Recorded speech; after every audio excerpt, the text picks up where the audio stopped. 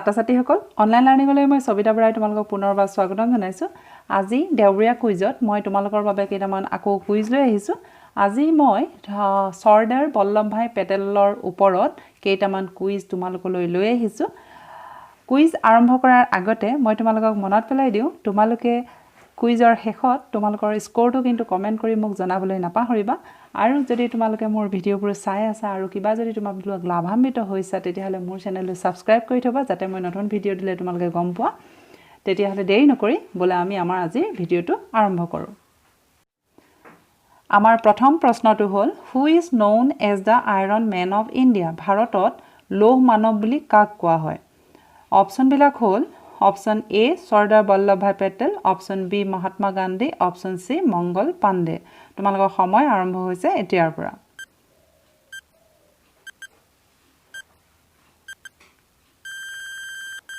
সময় শেষ হৈছে শুদ্ধ উত্তৰটো মই কৈ দিছো খুব সম্ভৱ তোমালোক খাতাই এটো শুদ্ধ উত্তৰ গেছ কৰিব পাৰিছিলে শুদ্ধ অপচনটো হৈ গল অপচন এ সৰ্দাৰ বল্লভভাই পেটেল সৰ্দাৰ বল্লভভাই পেটেলক ভাৰতৰ লৌহ মানৱ বুলি কোৱা হয় আজিৰ দ্বিতীয়টো প্ৰশ্ন হ'ল when was Sardar Vallabhbhai Patel born কেতিয়া সৰ্দাৰ বল্লভভাই পেটেলৰ জন্ম হৈছিল তোমালোকৰ অপচন বিলাক হৈ গল option A 31st January 1875 option B 31st December 1875 option C 31st October 1875 তোমালোকৰ সময় আৰম্ভ হৈছে এতিয়াৰ পৰা সময় শেষ হৈছে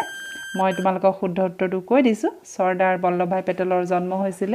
অপচন সি 31st October 1875 তেওঁৰ জন্ম হৈছিল নাদিয়াদ চহৰত বৰ্তমানৰ গুজৰাটত এই চহৰখন আছে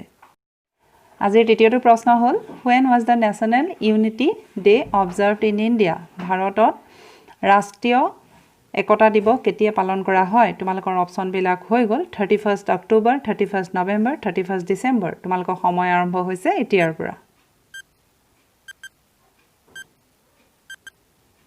সময় শেষ হৈছে মই তোমালোকক শুদ্ধ উত্তৰটো কৈ দিছো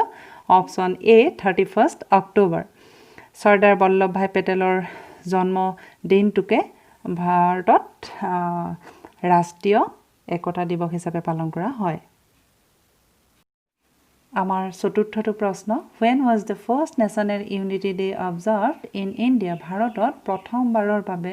ৰাষ্ট্ৰীয় একতা দিৱস কেতিয়া পালন কৰা হৈছিল তোমালোকৰ অপচন বিলাক হৈ গল 31st October 2013 31st October 2014 31st October 2015 তোমালোকৰ সময় আৰম্ভ হৈছে এতিয়াৰ পৰা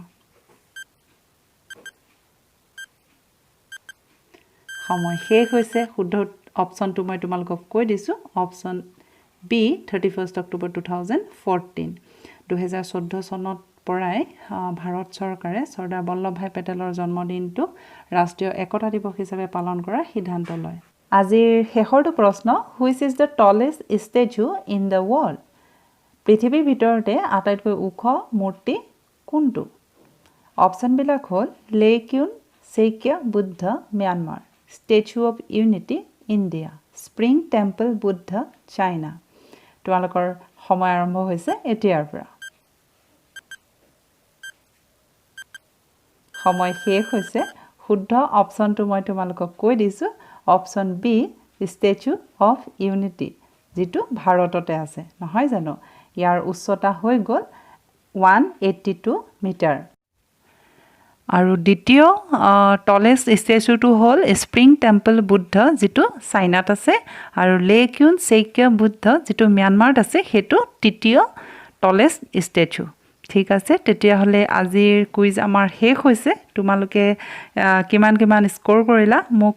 কমেন্ট কৰি জনাবা অহা দেওবাৰে আকৌ লগ পাম অন্য এটা কুইজৰ ভিডিও লৈ